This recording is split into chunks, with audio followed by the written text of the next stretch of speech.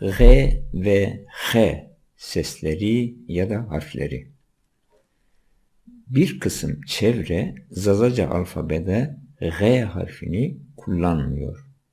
Bunun arka sebebi ne olursa olsun, bu durum Zazaca'da epeyce anlam kargaşası yaratmaktadır. Bu durum konuşurken karşımızdaki kişi ile anlaşmada sorun yaşanmasına neden olmaktadır. Oysa alfabe iletişim sorununu ortadan kaldırmak için bir araç olmalı. Sağdaki kelimeleri bu duruma örnek olarak verdik. Bu kelimeleri yazıldığı gibi okuyalım. Önce doğru yazımı yazmışız. Arkasında yanlış. Yani G ile H'nin birlikte yazılması durumundaki sorunu burada göreceğiz. Hıh, deli. Hıh, bunu hıh diye okuyalım. Ağa, anlamı ağa ya da bey. Ağa, bunu aha diye okuyalım. Ağa, aha. Hah, eklem ya da büyük kemik. Bunu hah diye okuyalım. Hah, hah. Gız, boz, gri demektir. Bunu hız diye okuyalım. Gız, hız. Gıskın, grimsi, boz renkli. Hıskın, bu da nefes darlığı çeken kişi demektir. Tekrar okuyalım. Gıskın, hıskın. Gagan, bunu gahan olarak okuyalım. Aralık ayı. Gagan, gahan. Gale, iri çuval demektir. Hale, bir başka anlama gelir. Okuyalım. Gale, hale. Bağ, bağ, bahçe demektir. Bunu bah diye okuyalım.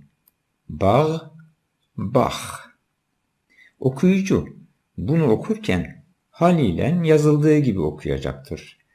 Örneğin heh kelimesindeki G'yi kaldırıp yerine X yani H harfini yazarsak bunu doğal olarak şöyle okuruz. Heh, heh. Ya da hah kelimesindeki G'yi kaldırıp yerine X yani H harfini yazarsak okuyucu bunu hah diye okuyacaktır. Ve görüldüğü gibi tamamen anlaşmada problemlerin yaşanmasına bu durum sebep olmaktadır. Şu cümleleri okuyalım. Halemi galema kertpır. Tekrar okuyalım. Halemi galema kertpır. Bunu bir de şöyle okuyalım.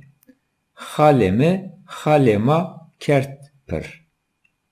Halemi halema kertpır. Yani dayım bizim çuvalı doldurdu. Birisi dayım olurken diğer ikinci kelime çuval olmaktadır. Ama G harfini kaldırdığımız durumda dayımdan mı bahsediyoruz, çuvaldan mı bahsediyoruz? Anlaşılmaz olur. İkinci cümlemiz Heso gız ebe hız verdira şi. Heso gız ebe hız verdira şi. Bir de şöyle okuyalım. Heso hız ebe hız vedra şi. Yani aynı ses biçimiyle okumak durumunda kalıyoruz. Bu boz ayı hızla geçip gitti demektir. Bozdan mı bahsediyoruz? Hızdan mı bahsediyoruz? İkinci varyantta anlaşılmaz bir durum olmaktadır.